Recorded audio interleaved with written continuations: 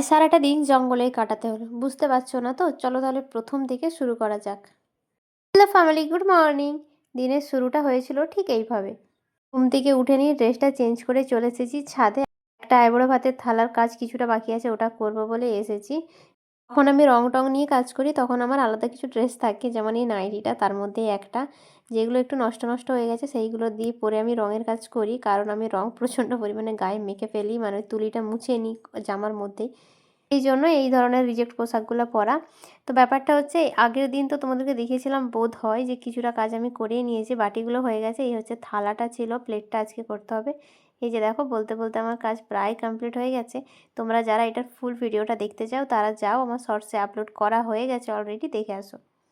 এরপরে ডাক এলো পার্সেল দাদার, আজও এসেছে পার্সেল। নিত্যদিন আমার ব্লগে তো এটা কমন জিনিস, পার্সেল থাকবেই। আজও এরকম চলে এসেছে একটা পার্সেল। এই পার্সেলের মধ্যে কি আছে সেই ভিডিও আপলোড হয়ে গেছে। মিশো থেকে আমি খুব কম প্রাইসে দুটো নাইট স্যুট অর্ডার করেছিলাম, কেমন আসে সেটা দেখার জন্যই। ওই 550-র মধ্যেই দুটো হয়ে গেছিলো। তো সেটার রিভিউ কেমন এসেছে ওই ভিডিও আমি অলরেডি আপলোড করে দিয়েছি, তোমরা যাও গিয়ে দেখে আসো। এই যে দুটো নাইট স্যুট, এইগুলো এখন রিভিউ ভিডিও করার জন্য বসেছিলাম। এরপর দুপুরবেলা ভাত রাত খেয়ে দিয়ে ভাইদেরকে নিয়ে চলে এসেছিলাম জঙ্গলে। দেখো কত ঘন জঙ্গল আমাদের বাড়ির সামনেই। এসেছি তার একটা কারণ আছে। কারণটা হচ্ছে কুল খাওয়ার জন্য। শীত তো পড়েই গেছে, আর এই সময় ঝোড়ে জঙ্গলে এক ধরনের কুল হয়, আমরা ওটাকে সিয়া কুল বলি। তোমাদেরকে দেখানোর পর বলবে আমাকে যে এটা তোমরা কি নামে চেনো। তো এখন চলে এসেছি একদম জঙ্গলের মধ্যে, জঙ্গল যেখান থেকে শুরু হয়। এসে নিয়ে আমরা দেখছি এইখানে যে গাছটা ছিল, প্রত্যেক বছরই আমরা এখানে আসি খেতে, কিন্তু ওই গাছটা মারা গেছে কেন জানি না। প্রচুর বড় একটা গাছ ছিল, আর আমি আগের বছরও তোমাদেরকে ভিডিও দিয়েছিলাম এখানটায়। এই বছর দেখছি গাছটা মারা গেছে। দেখে তো আমাদের মনটা ভীষণ খারাপ হয়ে গেছে। আমি তো কবে থেকে ভাইকে বলছি যে চল কুল পাড়তে যাবো। এই যে দেখো গাছটা, পুরো গাছটাই মারা গেছে। এখন আমাদেরকে এবার খুঁজতে হবে যে আবার কোথায় গাছ আছে, কুল তো আজকে খাবোই।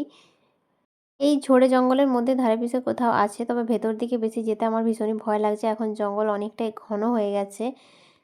যে এইদিকে আমার ভাই তো দোকানে ছিল, ওই অবস্থায় ওকে আমি জোর করে নিয়ে এসেছি, ও না আসলে তো আমি আসতে পারবো না। আর ওই বেড়াটা দেখালাম তোমাদেরকে, ওই বেড়াটা টপকে আমাদেরকে এই সাইডে আসতে হয়েছে। এই যে কাঁটা তারের বেড়াটা, মানে গাছ ডালপালা দিয়ে বেড়াটা দেওয়া, এটা পুরোপুরি জঙ্গল, জঙ্গলের ভেতরেই চলে এসেছি আমরা।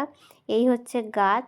অনেক খোঁজার পর আমরা অবশেষে কুল গাছ দেখতে পেয়েছি, কিন্তু এই যে এত ঝোড়ের মধ্যে একদম জঙ্গলের ভেতরে। ভাই আর গৌতম মিলে এখন এটা পরিষ্কার করবে। ওটা হচ্ছে আমার একটা দাদার ছেলে।